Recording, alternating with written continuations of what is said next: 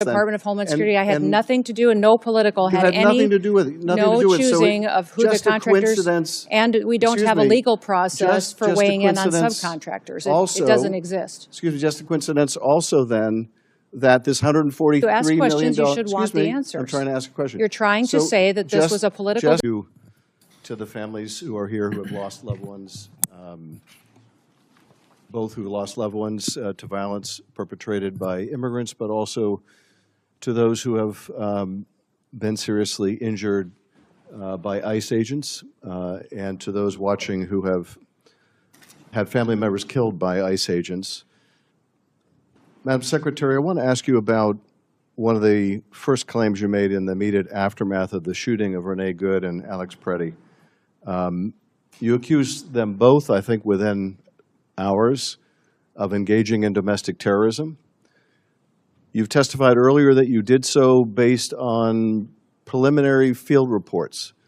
Who told you that these two victims were engaged in domestic terrorism? Where did you get that information from? I've said before, and will repeat again for you, Senator, that those reports were coming from on-the-ground agents that were there. It was a chaotic scene. So you spoke to agents on the ground who told you they were domestic terrorism? Yes. Domestic terrorists?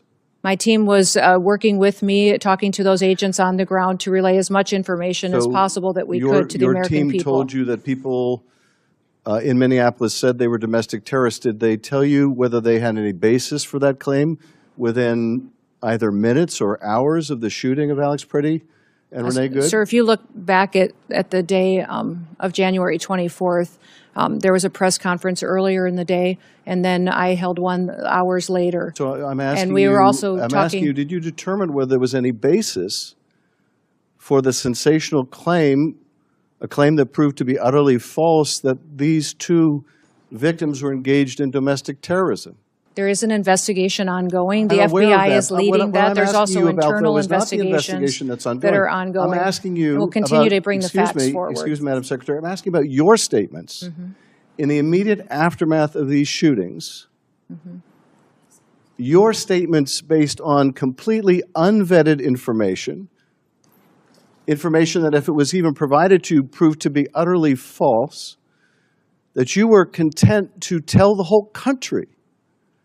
Do you have any concern about misleading the whole country? Don't you think in the immediate aftermath of a shooting that you should provide only vetted information to the public? How do you imagine you're going to gain the trust of the American people if you're pushing out false information about the shooting of American citizens? I work every day to get factual information to the American people. You didn't on the day that Alex Preddy was shot. And you certainly didn't on the day Renee Good was shot. You weren't getting out good information. You were making a spurious claim that has caused endless injury to the victims' families on the basis of God knows what. And then your agency doesn't allow local investigators. They essentially push away independent investigators. How is the public to have any confidence in investigations done of excessive use by ICE agents if, number one, you make immediate and false statements about the victims, and number two, you don't let any independent agency conduct an investigation? How is the public supposed to believe anything your agency says or finds? These investigations are being done in the same way that they always are. No, and the FBI is leading. There are internal investigations as well. In these situations, ICE has an internal investigation. Excuse me. Well, would you like to hear about the investigations that are ongoing? Excuse me. You're not allowing state and local investigators to participate. That is not my decision. And furthermore, the Department of Justice and the FBI decides how investigations go. They're not being conducted in the way investigations are always done. Are you telling me that in the case of Miramar Martinez, that having an agent involved in shooting her, drive a vehicle that was used to ram into her vehicle, drive that vehicle, that evidence, away from the scene and 1,000 miles to Maine, you're telling me that's the way investigations are always done? That you let an agent involved in an officer-involved shooting drive a key piece of evidence 1,000 miles away? Is that how you conduct investigations at DHS? I'm not conducting these investigations into these. The Department of Justice with the Well, will you FBI is take- conducting will you those take some investigations, responsibility and CBP for and how investigations are conducted We f- when we follow- when agents under your control are engaged in the use of force? investigations. The investigations into our officers have I not know changed there's a under great my desire leadership or the to president's point the leadership than finger. what they Oh, were under the previous that's being done by administration. Pam Bondi's Justice Department. I'm not responsible for that Our internal malpractice, investigations are that's- following the same that's policies the orders they always of Stephen have. Miller, so I'm not responsible No. for that either. But you are responsible. You are responsible. You could insist on independent investigations, but you're not. You could wait until there's good information after a shooting before you go to the press and the public and mislead them. Let me ask you about a different subject, and that is the waste of resources at your agency, the continued allegations of favoritism and contracting. And let me in particular focus on the $220 million ad campaign, many of which feature you very prominently. An ad campaign that is more expensive than the whole budget for One Fight After Another or any Hollywood blockbuster film. So let me ask you, you said that the president approved this vast expenditure on a media campaign that largely profiles you. How do you know that? Did he approve it to you personally?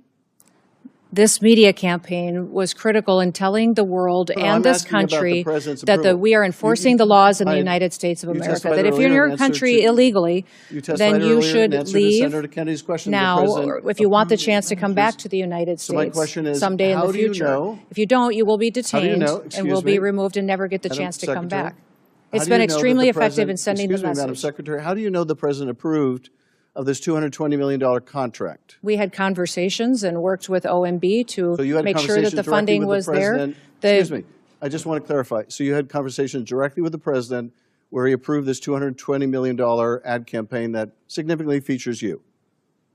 Is that Sir, correct? this campaign was talking about making sure that people knew that our laws were being enforced. Again, I want to make sure that We we're not continue to go through the misunderstanding each process. other. It was a competitive president approved- bid campaign. excuse I me. had nothing of choosing. Excuse me, so the president approved this expenditure? Sir, I've been explaining this to you, how it went. It was a competitive process. Well, The okay, career you say it was officials at the competitive process. Department of I guess Homeland Security you don't want to chose confirm the the best. president's role in this, and I can understand why. But you say it was a competitive process, and yet this contract went to a company that didn't exist 2 weeks before they got the contract. Sir, I can't speak And- to that. I don't No, know the name of that company. You're I'm sure saying you can't you- speak to it, but let me ask you this. Are you saying it's just a coincidence? It's just a happy circumstance? It's just a saying that- a fortuitous event that 143 million of that went to a subcontractor that you worked with extensively as governor in South Dakota or during your campaign, that is just coincidental? The same process was followed for this So it's- media so it- contract than any other so media just a- contract that's just- happened. just a coincidence With the then. Department of Homeland And- Security, I had and- nothing to do and no political You had had any, nothing to do with it. Nothing no to do with it. So choosing of who the just a contractors. coincidence- And we don't Excuse have a me. legal process for Just a weighing in on coincidence subcontractors. also- It doesn't exist. Excuse me, just a coincidence also then that this $143 To ask million questions, you should excuse want the me, answers. I'm trying to ask a question. You're trying to So say that this just- was a political just- decision, and it just absolutely another- was not. I'm just asking you. So it's just a coincidence that a $143 million subcontract went to the husband of your press person, also someone that Corey Lewandowski, one of your special government employees, worked with extensively. So that was all a coincidence, right? Because you had no knowledge of this, no Media involvement. company that and none of gets the the people around you contract, had any involvement. the ability to So choose the taxpayers should just subcontractors. assume We don't this is weigh a in coincidence. on who subcontractors are. There's not a legal process for us to determine what subcontractors are a part of a contract So can that you- goes out can for a you competitive state- bid. can you state And for the only record- career employees at excuse me, DHS were in on the Can you choosing of state those for media the record contracts. then that neither you nor Mr. Lewandowski nor your press secretary, married to the husband of the person who got this $143 million We were not contract, a part of the can you state for the decision-making. record that none of you that I've just described had any role, played any part, made any communication with any government agency that was involved in deciding who would get that contract? To the best of my knowledge, none of us were involved in deciding who got those contracts Not for in the media deciding, but campaign. were any of you involved in advocating, communicating, or expressing a Not to preference my knowledge, in any Senator, way not to with my the government? knowledge, Excuse Senator. me. Let me just finish the question. Were any of you involved in any way in communicating, expressing a preference in any form, manner, verbal, written, with any government agency that was involved in the contracting The process? same process was followed for that contract that is You're for not all answering media my question. contracts that have gone forward. To my knowledge, or no? there was no involvement whatsoever. The radical left has officially turned the American government into a weapon of mass deception. We are no longer dealing with simple incompetence. We are witnessing a cold, calculated assault on the truth. The globalist elite and their bureaucratic lapdogs at the Department of Homeland Security have one goal: to demonize patriots and protect the machine. They view you as the enemy, and they will lie to your face to keep their power. Adam Schiff and the woke establishment think they can grandstand their way out of accountability. They walk into hearings with scripts designed to smear, insinuate, and manipulate the headlines. But the mask is slipping. We are seeing a regime that prioritizes narratives over human life, using the weight of the federal government to crush anyone who stands in the way of their Great Reset agenda. Look at the brutal reality of their tactics. Within hours of a tragedy, the Secretary of DHS labeled American citizens as domestic terrorists without a single shred of vetted evidence. This wasn't a mistake, it was a hit job. By weaponizing the term terrorist against our own people, they justify every overreach and every violation of the Constitution. It's the same playbook used by every tyrannical regime in history. When confronted, the bureaucratic plunderers hide behind ongoing investigations. They claim they acted on chaotic field reports, yet they were content to BROADCAST false information to the entire country. This is how the trust of the American people is murdered. They push sensational lies to satisfy the woke mob, leaving families shattered, while the establishment protects its own from the consequences of their rhetoric. The corruption doesn't stop at the podium. While they lie to the public, they block independent investigators from seeing the truth. They push away state and local authorities to ensure the deep state remains the only judge and jury. How can we have confidence in an agency that investigates itself behind closed doors? This is the definition of bureaucratic plunder using your tax dollars to shield their own corruption. The details are sickening. We have reports of agents involved in shootings, driving key evidence thousands of miles away from the scene. Is this how investigations are always done at DHS? It looks more like a cover-up for a shadow government that operates above the law. They ram vehicles, destroy evidence, and then tell you to trust the process.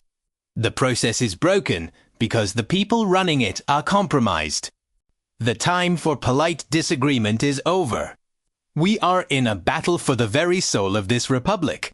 The establishment wants you blind to their crimes, but we are the digital militia. And we will not stop until the light of truth burns through their lies. Share this video everywhere. Break the algorithm. Defend the Constitution. If we don't stand up now, the tyranny we see today will be the chains our children wear tomorrow.